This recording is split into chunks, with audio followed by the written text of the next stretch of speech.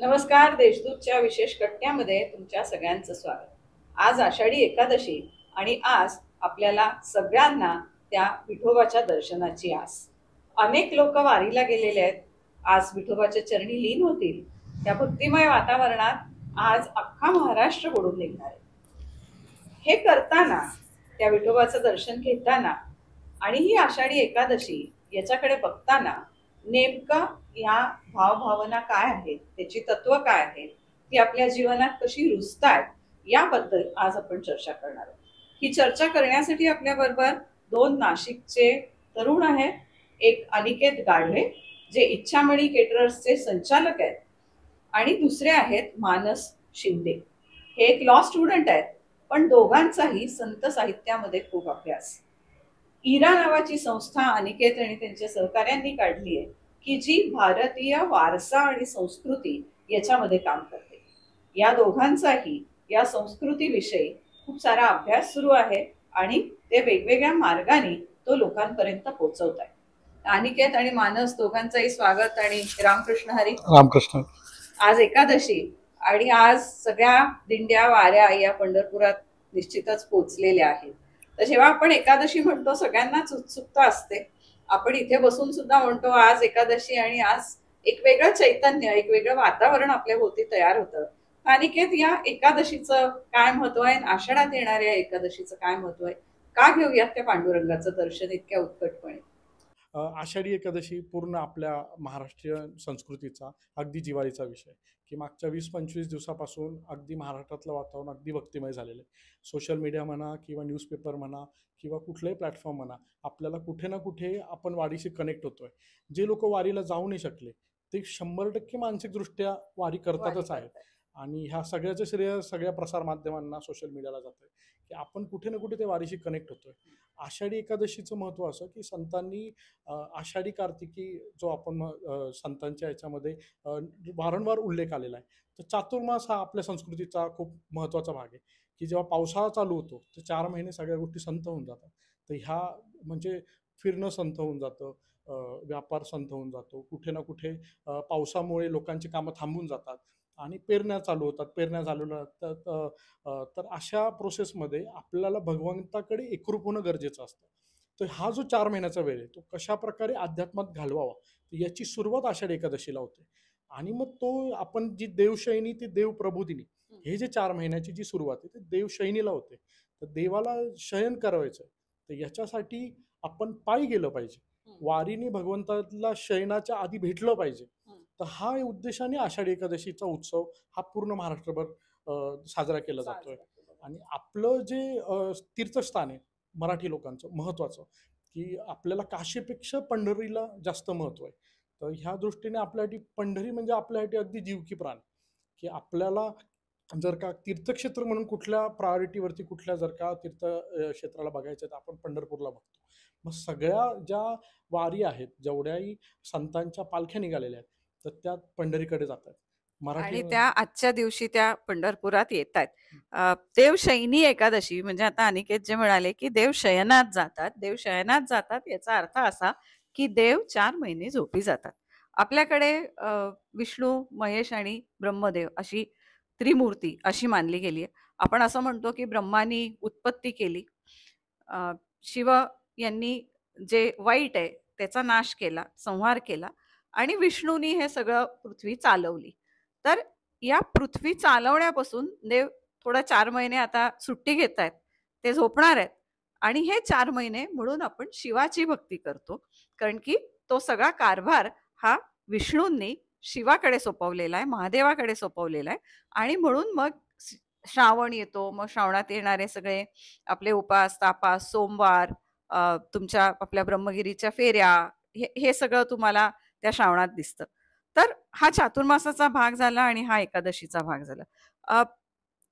अनिकेत, तुम्ही मुळातच खाद्य व्यवसायात आहात, खाद्य संस्कृती तुम्हाला खूप सारी माहिती आहे, वेगवेगळ्या प्रांतांच्या खाद्य संस्कृतीचा तुम्ही अभ्यास केलेला आहे. आषाढी एकादशी म्हटलं की आम्हाला तर खाद्य संस्कृतीच आमच्या डोळ्यापुढे येते, की आज खिचडी खायला मिळेल, आज आमटी आहे, किंवा आज काय मिळणार आहे अशा ह्याच्यात. तर मुळात आषाढी एकादशी आणि आहार याचं काय समीकरण आहे?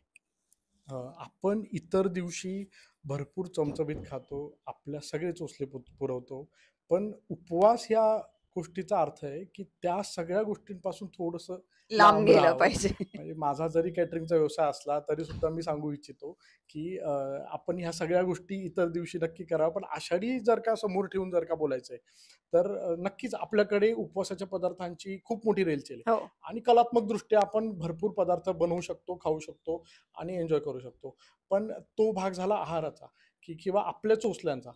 पण उपवास या शब्दाचाच अर्थ असा आहे की आपण ह्या सगळ्या गोष्टी थोड्याशा बाजूला ठेवून थोडं अध्यात्माकडे बघावं आणि त्या अध्यात्माच्या हिशोबाने सात्विक आहार घ्यावा. सात्विक आहार जास्तीत जास्त असावा. सात्विक आहार घ्यावा, कमीत कमी आहार घेऊन भगवंताच्या भक्तीमध्ये आणि संतांनी सांगितलेल्या तत्वज्ञानाचा अभ्यास करावा. अभ्यास करा निश्चितच. आषाढी तर पर्वच आहे की मागच्या 20-25 दिवसामध्ये आपण वेगवेगळ्या संतांचं ज्या ओव्या आहेत, ज्या त्यांचे तत्वज्ञान आहे, जे त्यांनी जो विचार मांडलेला आहे, मागच्या 1000 वर्षांमध्ये जेवढे आपल्यापर्यंत जे त्यांचं देणं आलेलं आहे, तर याच्यातून ह्या गोष्टींची रिव्हिजन एकादशीला झाली पाहिजे. मग ती वर्षातून येणाऱ्या आषाढी एकादशीला म्हणा किंवा 15 दिवसातून येणाऱ्या कुठल्याही एकादशीला म्हणा, एकादशीला म्हणा की त्या सगळ्या गोष्टींची रिव्हिजन झाली पाहिजे कुठे ना कुठे. कुठेतरी. बरोबर. आणि म्हणजे ते जे एक जीवन पद्धती या अध्यात्मात सांगितली आहे ती कुठेतरी आपल्या अंगी रुजली पाहिजे आणि त्याचं कंडिशनिंग आपल्या लाईफमध्ये झालं पाहिजे. त्याच्यासाठी म्हणून हा एकादशीचा टप्पा आणि खूप छान एक वेगळा पर्स्पेक्टिव्ह आहे बघण्याचा, की या एकादशीच्या टप्प्याकडे तसं बघावं ज्यामुळे आपण आपल्यामध्येच काही बदल असे घडवू शकतो जे आपल्याला आपल्या संत साहित्यातून या जीवन पद्धतीतनं सांगितलेले.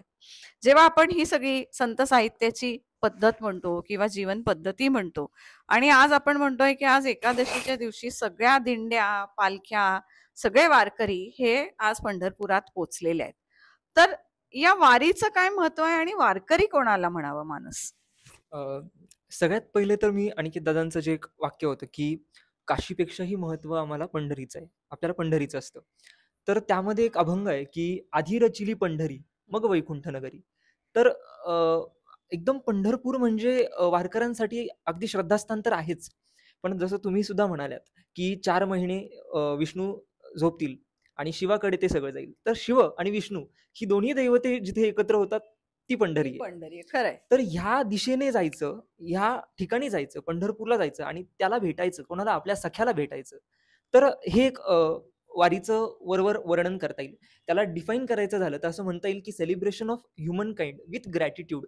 कृतज्ञतेने आपण माणूस आहोत याचा एक उत्साह साजरा करायचा, याचा एक आपण म्हणतो सोहळा करायचा, याला वारी म्हणावं. आणि हे जो करतो तो वारकरी, असं एक वारीचं एक चित्र आहे. आणि ती वारी कशी करायची मग?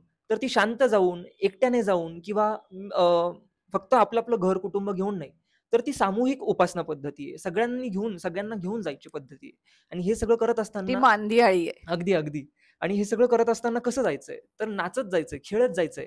म्हणून रिंगण असतील किंवा इतरही, म्हणजे तुम्ही फुगड्या खेळताना बघितलं असेल लोकांना, धावा म्हणून एक प्रकार आहे की जिथे धावतात लोक, हो. असे खूप प्रकार बघितले असतील. तर एक अभंग, एक ओवी अशी की नाचत जाऊ त्याच्या गावारे खेळिया सुख देईल विसावारे, की आम्हाला नाचत जायचंय, खेळत जायचंय.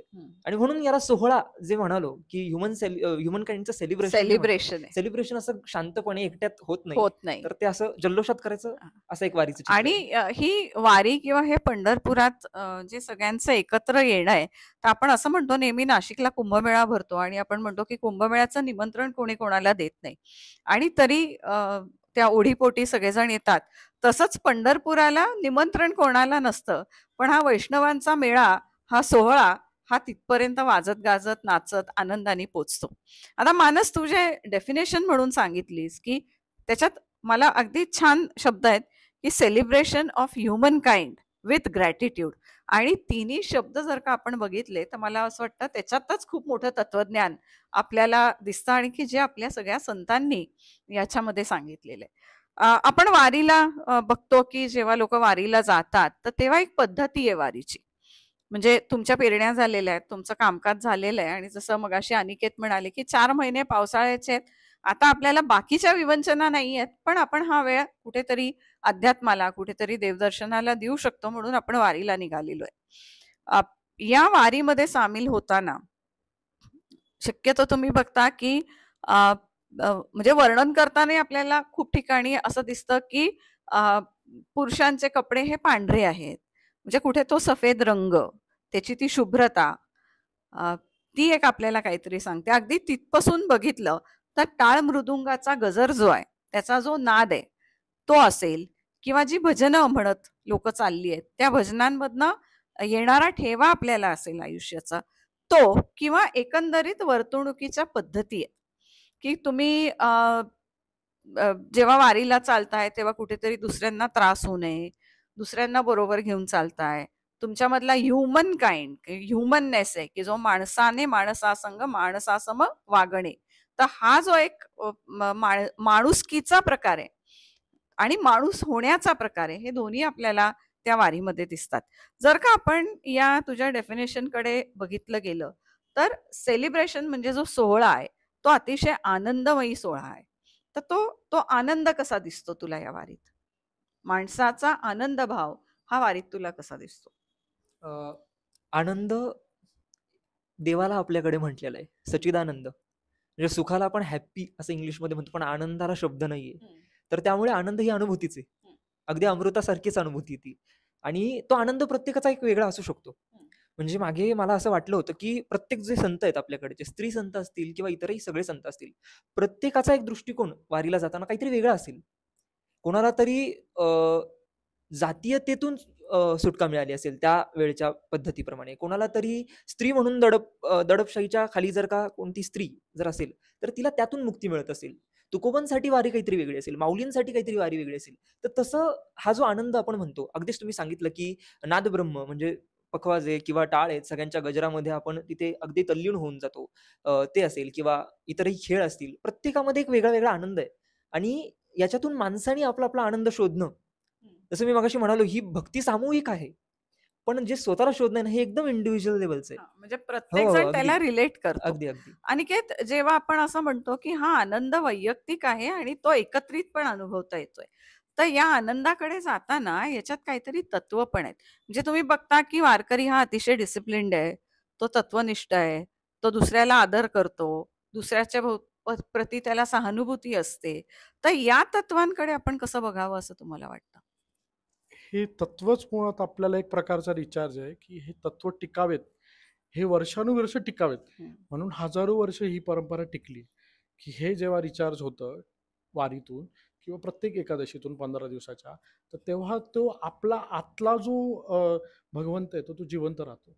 की आपण जसं म्हणतो की कॉन्शियस माइंड, की आपली सतसत विवेक बुद्धी कुठे ना कुठे जिवंत राहिली पाहिजे. तर हे वारीतून किंवा ते एकादशीच्या उपवासातून उपासनेतूनच घडतंय. की आणि संतांनी कुठे ना कुठे प्रयत्न केलाय की ह्या गोष्टी तत्वज्ञानाच्या दृष्टीने टिकाव्यात. की खूप कठीण असतं की एखादी परंपरा किंवा एखादा पंथाचा विचार हा वर्षानुवर्ष टिकलेला आहे. आणि वारीचं दायित्व तर इतकं मोठं आहे किंवा संतांचं दायित्व इतकं मोठं आहे की ज्ञानोबाची परंपरा जी होती त्यावेळेच्या संतांची जी परंपरा होती त्याच्या 200-300 वर्षानंतर एकनाथ महाराज झाले. आणि तो मधला काळ खूपच क्रुशल होता. पण त्या क्रुशल काळामध्ये सुद्धा एकनाथ महाराजांपर्यंत कुठे ना कुठे ती परंपरा टिकली. आणि मग फायनली तुकोबांनी तिला पूर्णविराम दिला त्या विचारांना. पूर्णविराम याच्यासाठी की आपण ज्ञानोबा ते तुकोबा अशी परंपरा मानतो त्याच्यामुळे. तर त्याच्यामुळे हा जो सोहळा आहे हा वर्षानुवर्षे याच्यामुळेच टिकला आहे की ते आतला सत्व जे आहे आपलं आतलं, तर ते जागृत ठेवलेलं आहे वारीने. त्याच्यामुळे हा आनंद असाच वर्षानुवर्ष असाच टिकत राहणार आहे. अगदी खरंय. आपल्या आतलं जे आहे सत्व म्हणूयात आपण त्याला, की ज्या आपल्या आतमध्ये डोकावून बघणं आहे, ही या वारीची खूप नॅचरल प्रोसेस आहे. म्हणजे मला असं वाटतं तिथं कोणी मुद्दामून म्हणत नाही, की "अरे मला तुला मदत करायची, की मी याला मदत केली किंवा हा माझ्याबरोबर चालताना थांबला किंवा दमला, तर मी पण त्याच्याबरोबर थांबलो." हे काही कुठे तुम्हाला सोशल मीडियावर लगेच कोणी फोटो टाकून आजकालच्या रीलमध्ये वगैरे असं काही दिसत नाही. जे तुम्ही मगाशी सोशल मीडियाचा उल्लेख केला, तर वारीत काय चाललंय याची रील्स दिसतात. पण वारीमध्ये स्वतः कोणीतरी आपलं काढून मी असं केलं, कारण की तो मुळात तो भावच नाहीये त्या वारीचा. जो खरा वारकरी आहे आणि जो खरा परंपरेने जाणारा वारकरी आहे, तो तर निश्चित असं काही करणार नाहीये. तर हा जो माणूसपणाचा एक फॅक्टर आहे किंवा एक जो घटक आहे याच्यात, हा मला असं वाटतं खूप महत्वाचा आहे. कारण की मानस, आपण आता असं बघतो की आपल्या अवतीभोवतीच्या समाजात, आपल्या रोजच्या वागण्यात आपण खूप चिंताग्रस्त आहोत. आपल्याला खूप एन्झायटीज आहे आणि त्याच्यामुळे आपण सतत एक गार्डवर असतो. कोणाचा मला धक्का लागला तरी मी भांडायला तयार आहे. मला काही ट्रॅफिक रूल्स फॉलो करायची नाही. मला कुठलीच आयुष्याला शिस्त नको आहे. मला जसं वागायचंय सैर विचारांनी मला वागायचंय तसं मी वागणार आहे. आणि त्याच्यामुळे आपल्याला आपल्या समाजात अपप्रवृत्ती या खूप मोठ्या प्रमाणात असा आता दिसायला लागलेल्या आहेत. जर का आपण असं म्हणतो की हा जो ह्युमन काइंड आहे, जो त्याच्यातला ग्रॅटिट्यूड आहे, म्हणजे जो एक आदरभाव आहे किंवा त्याच्यातली जी कृतज्ञता आहे, म्हणजे आपल्या आयुष्याची जी कृतज्ञता आहे, ती मला वाटतं फार महत्वाची आहे. तर ही कुठेतरी आजच्या समाजात, म्हणजे आता तू भावी पिढी आहेस, आजची एक पिढी आहे आणि पुढची एक पिढी इथे बसलेली आहे. तर भावी पिढी आहेस, असं तुला वाटतंय का की ही कृतज्ञता किंवा ही माणुसकी याच्यासाठी म्हणून या वारीतनं आपल्याला खूप काही शिकण्यासारखं आहे? हो, अगदीच. आणि जसं तुम्ही म्हणालात, की कृतज्ञता. कुठल्याही गोष्टीची कृतज्ञता आपल्याला तेव्हाच असते, जेव्हा त्याचं महत्त्व आपल्याला माहिती असतं. आणि संत साहित्य जे आहे, ते त्यासाठीच महत्त्वाचं आहे, की माणूस म्हणून तुम्ही कसे आहात? तुम्हाला कुठेतरी देव पदावर पोहोचण्याचं आहे किंवा संत पदाला पोहोचायचं आहे, ह्यापेक्षा आधी आपण माणूस म्हणून कसे व्यवस्थित होऊ शकतो? जसं आपण बघतो, की प्राण्यांपासून आपण म्हणजे इव्हॉल्व्ह होत गेलो. एक उत्क्रांतीवाद दिसतो आपल्याला, की आपण जरा सभ्य होत गेलो. पण तो सभ्यपणा आज जर तपासून पाहिला, तर तो दिसत नाही कुठेतरी. आपलं खानपान असू द्या, राहणीमान असू द्या किंवा तुम्ही मगाशी म्हणालात, की वागणं आपल्याला चिडचिड होते, सहन होत नाहीये काही गोष्टी. तर ह्या सगळ्या गोष्टी मग ह्या एकदम प्राण्यांसारख्या आपण जे वागतोय, तर यालाच वळण देणं ते वारीमधून दिसून येतं. वारीमध्ये आपण ह्या सगळ्या गोष्टी बदलताना दिसतात आपल्याला. कारण की आपल्याला कोणाचा धक्का वगैरे लांबची गोष्ट आहे. पण अगदी तिथे आपण एकरूप होऊन जातो. आणि मला असं वाटतं कुठेतरी, की वारीला जास्त महत्त्व काय आहे? किंवा तुम्ही मगाशी म्हणालात, की कुणी आव आणण्यासाठी करत नाही ते. कुणी रीलमध्ये दाखवत नाही मी मदत करतो. याचं कारण असं वाटतं, की ही भूक आहे माणसाला. अ, आपल्याला आदर मिळावा, मला सन्मान मिळावा, मला कुणीतरी मला रिकॉग्नाइज करावं वगैरे. हे आपण बघतच असतो आणि ते असलं पाहिजे प्रत्येक क्षेत्रामध्ये. त्याशिवाय पुढे जाता येत नाही. पण कुठेतरी असं क्षेत्र असलं पाहिजे, की जिथे हे सगळं बाजूला बाजूला सारखं. केलं जाईल. हं. की माझं कौतुक होतंय, की तू चांगला बोलू शकतोस, तू चांगलं नाचतो, कोणी गाणं म्हणतं, सगळ्यांचं कौतुक होतंय. पण याच्या पलीकडे, कौतुकाच्या पलीकडे फक्त ती कृती म्हणून राहणं, त्याच्यासाठी एक क्षेत्र पाहिजे आणि ती वारी आहे. क्या त्याच्यामध्ये बात जे आहे. मन आहे आपलं माणसाचं, ते अगदी स्वच्छच होतंय. हं, त्याला अपेक्षा नाहीये. म्हणजे मग तुम्ही परत संत साहित्याकडे आल्यावरती हेच सांगितलेलं आहे, की अपेक्षा नाहीये, काही नाहीये. फक्त कर्म करत जाणं, हं. फक्त त्याच्यात आनंद घेणं, हे वारीमधून म्हणजे हे अगदीच जे तुम्ही आपला जो प्रश्न होता, की ह्युमन काइंडला केंद्रस्थानी ठेवलं. तर ह्या सगळ्या गोष्टी एक महत्त्वाच्या दिसतात, की सगळ्यात महत्वाच्या पहिले तर दिसतात. महत्त्व. मी माणूस आहे याचं महत्त्व. आपल्याला महत्त्व नाही म्हणून आत्महत्येचं प्रकरण वाढताना दिसतं. आपण कोणाला तरी हिंसा वगैरे ह्या जे प्रकार आहेत, आपल्याला आपल्याही शरीराचं, आपल्याही माणूस असण्याचं महत्त्व नाहीये. इतरांचं तर शक्यच बाधू नाही. राहिलं. हां, तर आधी महत्त्व समजून घेणं. ते महत्त्व कोणामुळे समजेल, तर ते संत साहित्यामुळे समजू शकेल. तर ते समजून घेणं आणि त्याचं निश्चितच. कुठेतरी आपण म्हणूयात, की प्रॅक्टिकल जर का उदाहरण असेल, तर ते वारी आहे. ते वारी आहे. अनिकेत, जेव्हा आपण असं म्हणतो, की मानसने आता खूप छान सांगितलं, की त्या सगळ्या ग्रॅटिफिकेशनच्या, त्या कोड कौतुकाच्या पलीकडे जाऊन स्वतःला बघणं, म्हणजे ती एक प्रोसेस आहे, की त्या प्रोसेसमध्ये तुम्ही वावरता, की जसं तुम्ही वारीला जाताना फार विचार करत नाही, की आता मी कुठे जाऊन थांबेल, तिथं माझी सोय काय असेल, मला खायला काय मिळेल, मी उद्याचा दिवस कसा बघेल. असल्या विवंचना वारी करणाऱ्याला नसतात, कारण की तो इतका त्या भक्तीत तल्लीन झालेला असतो, की तो स्वतःही माऊली असतो आणि तो दुसऱ्यालाही माऊलीच बघतो किंवा तो म्हणतानाही माऊली म्हणतो आणि तो दुसऱ्यातला आणि स्वतःमधला देव बघू शकतो. म्हणून तो एकमेकांना आदर देतो, कुठेतरी कृतज्ञता व्यक्त करतो. म्हणून वय, नातं हे सगळं सोडून तुम्ही एकमेकांच्या पाया पडता. पाया पडण्याचा काय आहे, की तो एक आदर आणि कृतज्ञतेचा भाव आहे. तो दुसऱ्याला त्या माऊलीमध्ये बघण्याचा तो एक भाव आहे. तर जेव्हा आपण आपल्यामधलं स्वत्व सोडतो आणि जेव्हा असं देव तुम्हाला नेहमी सांगतो, म्हणजे सगळ्या धर्मात, सगळ्या लिटरेचरमध्ये असंच सांगितलंय, की मी तुझ्यातच आहे, तू आत डोकून बघ ना. तर ते आता आपण खूप विसरलोय आणि आपण इतरत्र काहीतरी वेगळा शोध घेण्याच्या प्रयत्नात आहोत. तर हे जर का करताना आपल्याला ही वारी हे खूप मोठं काहीतरी शिकवतीये. दुसऱ्यामधला चांगुलपणा बघणं, दुसऱ्यातली माणुसकी बघणं. दुसऱ्यातली माणुसकी बघता आली तर तुम्ही तुमच्यातला माणूस जिवंत होतो. असं काही वाटतं का या सगळ्या माऊलीमध्ये?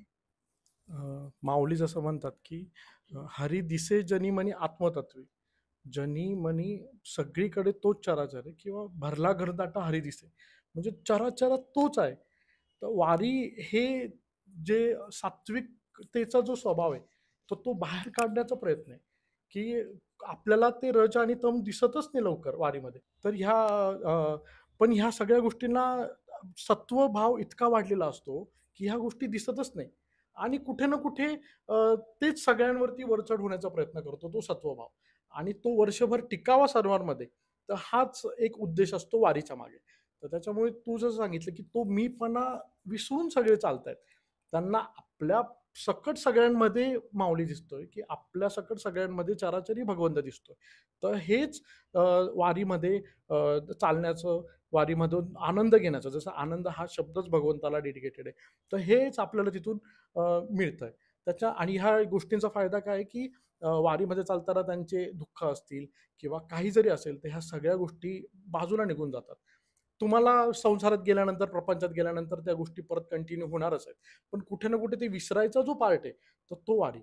आणि त्याच्यामुळे एक वेगळी ताकद पण मिळते तुम्हाला, म्हणजे परत म्हणूनच मी प्रपंचात आल्यानंतर तुम्हाला ते सगळं फेस करायची, ते सगळं हाताळायची, त्या तुमच्या जबाबदाऱ्या पेलायची एक वेगळी आत्मिक ताकद मिळते. कारण की मला असं वाटतं वारीला तुम्ही चालताय, तुम्ही सगळ्यांबरोबर जाताय, तर एक वेगळ्या अर्थाने तुमच्या कपॅसिटीज सुद्धा टेस्ट होत आहेत. तुमच्या फिजिकल कपॅसिटीज आहेत, शारीरिक क्षमता आहेत, तुमच्या मानसिक क्षमता आहेत. या सगळ्या क्षमता कुठेतरी तुम्हाला दाखवतायत की हे शक्य आहे तुला. आणि म्हणून जेव्हा तू प्रपंचात परत येतोस तेव्हा ही शक्यता तुला तिथे संयमाने ही शक्यता तुला तिथे करून दाखवायची आहे. तर मला असं वाटतं त्या अर्थाने सुद्धा वारी जे शिकवते ते, जसं तुम्ही आता म्हणतात की परत प्रपंचात आल्यानंतर हे सगळं सामोरं जायला सुद्धा एक खूप मोठी ताकद मिळते, नाही का? च्या बाबतीमध्ये ताई जो बोलली की संयम, तर हा जो शब्द आहे ना हा खूप आपल्या भारतीय संस्कृतीमध्ये महत्वाचा आहे की तो संयमच आपल्याला मोठ्यातल्या मोठ्या रोगामधून बाहेर काढतो, मोठ्यातल्या मोठ्या दुःखातून बाहेर काढतो. आणि हा संयम आपल्याला वारी खूप प्रकर्षाने शिकवते की म्हणून ही जी पद्धती, उपासना पद्धती जी आहे आपल्या मराठी लोकांची, महाराष्ट्राची, की पांडुरंग ह्या दैवतासाठी वारी करत जाणं आणि ती समूहाने जाणं. तर चालणं आहे, शारीरिक थकवा आहे, आहार म्हणजे जे आपण जे डेली आपलं आहाराच्या बाबतीमध्ये इतकं आपण डिस्ट्रॅक्ट झालेलो आहे की म्हणजे अगदी डेली आपल्याला चमचमीतच पाहिजे. वारीमध्ये तसं शक्यता पण नाही, आणि अगदी थोडं सासवड सोडल्यानंतर तर खूपच शक्यता नाही. अजून पण अशी परिस्थिती आहे की सासवडपर्यंत थोडंसं जाणवतं की लोक डोनेट करतात किंवा लोक खाऊ घालतात. त्याच्यानंतरची खरंच परिस्थिती अगदी साधी आहे. म्हणजे सासवड नंतर, जेजुरी नंतर जो आत्तापर्यंत म्हणजे अगदी वाखरीपर्यंत जो वारीचा जो प्रवास आहे, तर त्याच्यामध्ये सगळं साधं सुध आहे.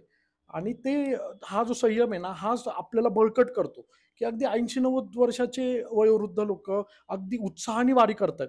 तर हा संयमच त्यांना शिकवतोय की, आणि तो आजच्या तारखेला जशी परिस्थिती आहे की लोक आत्महत्या करतायत, लोकांचा स्वतःवरचं हे ताबा सुटत चाललाय, तर हा संयम कुठे ना कुठे, रिचार्ज जो शब्द जो वापरला वारीमध्ये, तर तो त्यांना बळकट करतो. बरोबर आहे अनिकेत, तू म्हणाला ते की खरोखरच या सगळ्याकडे हा एक दृष्टिकोन आहे आजच्या पिढीचा बघण्याचा, आणि मागे वळून बघताना पण पुढे जाण्याचा. आणि म्हणूनच आपण असं म्हणतो की अवघा रंग एक झाला, रंगी रंगला श्रीरंग. तर या अवघ्या रंगाचं एकत्र येणं नेमकं या माणूसपणाला कसं डिफाईन करतं? जसं आत्ताही आपलं बोलणं झालं की प्रपंचापासून कुठेतरी तुटणं वगैरे यात नाहीये. उलट प्रपंचाला आधार देते ही वारी. मग याचं उदाहरण आपण असं घेऊ शकतो की एक समुद्र आहे, त्याच्यात एक मासा आहे. आता त्याच्या पोटाबाहेर किंवा त्याच्या शरीराबाहेर पाणी, त्याच्या आतही पाणी आहे. तो बनला सुद्धा पाण्याचाच आहे. पण मग त्याने करायचं काय आता? तर त्यानं फक्त पोहण्याचा आनंद लुटायचा असतो. पाणीच असतं, पाण्याचीच ती एक क्रीडा आहे. असं जर का आपण तत्वज्ञानाच्या अंगानं पाहिलं, तर हे विश्व सर्व आहे. हे एकाच चैतन्याचा विलास म्हणूयात किंवा एकाच तत्वापासून सारं काही बनलं. मग त्यात कोणी दगड बनला असेल, कोणी काय माती, झाडं वगैरे बनले असतील. आपण माणूस बनलो. भलेही त्याला विज्ञानाच्या भाषेमध्ये ॲक्सिडेंट म्हणता येईल, पण ही त्या चैतन्याची लीलाही म्हणता येईल आपल्याला.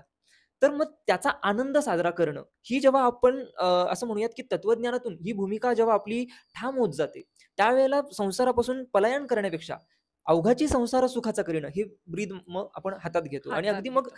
त्या वारीमधून हे सुद्धा इप्सित साध्य झालेलं आपण बघतो. अगदी खरंय.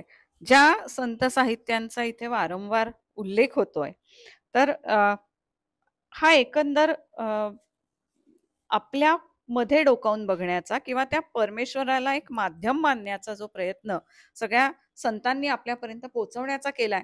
अतिशय सुंदर एक कविता एवढ्यात समोर आली आणि ज्येष्ठ कवी आहेत दिवंगत श्रीदी इनामदार यांनी लिहिलेली वाकळ नावाची एक सुंदर अशी कविता आहे. पीठ शेल्याला लागले झाला राऊळी गोंधळ, कुण्या घरचे दळण आला दळून विठ्ठल. पीठ चाखले एकाने म्हणे आहे ही साखर, पीठ हुंगले दुज्याने म्हणे सुगंधी कापूर.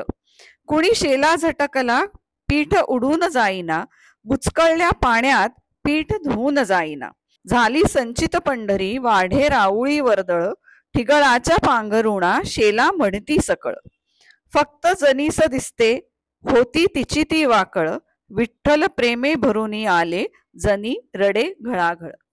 काय सुंदर असं वर्णन केलंय त्या देवाचं आणि त्या जनाबाईच्या देवाच्या नात्याचं, की ज्या जनाबाईंनी देवाला प्रत्येक रूपात बघितलं आणि तिच्या प्रत्येक ऍक्टिव्हिटीमध्ये बघितलं.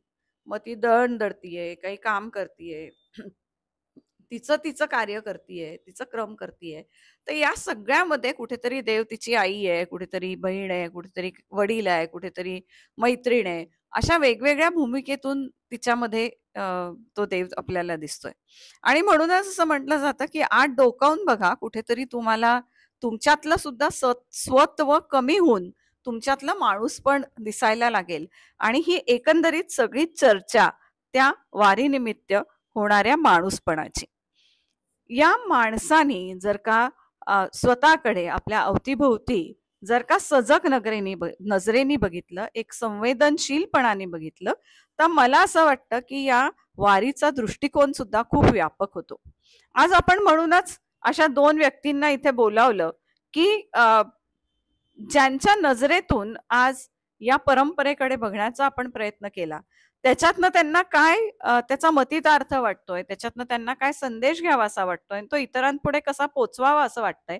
आणि खरोखरच मला कौतुक वाटतंय की आजच्या पिढीचं प्रतिनिधित्व करणारे अनिकेत असो, की जे अतिशय उत्तम व्यावसायिक आहेत, आणि पुढच्या पिढीचं प्रतिनिधित्व करणारा मानस असो, की ज्याला संत साहित्यात खूप चांगली रुची आहे आणि त्याला वकीलही बनायचंय. म्हणजे कुठेतरी आपलं प्रोफेशन आणि आपलं आयुष्य आणि आयुष्यातली तत्व याचा जर का आपण एक चांगली सांगड घालू शकतो, तर मला असं वाटतं की एका सुदृढ चांगल्या समाजाकडे आपली वाटचाल निश्चित चांगली होईल. या चांगल्या समाजाची आज आपल्याला अत्यंत गरज आहे.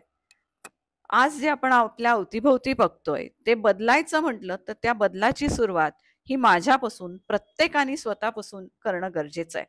आणि स्वतःपासून जर काही सुरुवात करायची असेल तर आतमध्ये डोकावून बघणं गरजेचं आहे.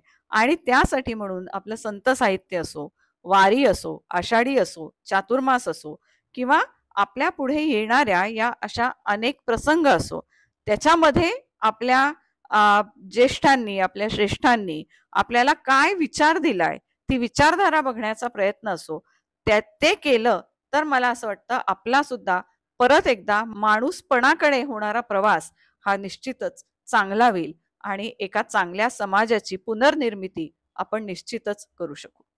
तुम्ही दोघं जण इथे उपस्थित झालात आणि आज आषाढीच्या निमित्ताने आज आपण एक वेगळा दृष्टिकोन आपल्या सगळ्या प्रेक्षकांपुढे, श्रोत्यांपुढे पोहोचवू शकलो, त्याबद्दल खूप साऱ्या धन्यवाद. आषाढीच्या तुम्हालाही शुभेच्छा. रामकृष्ण हरी.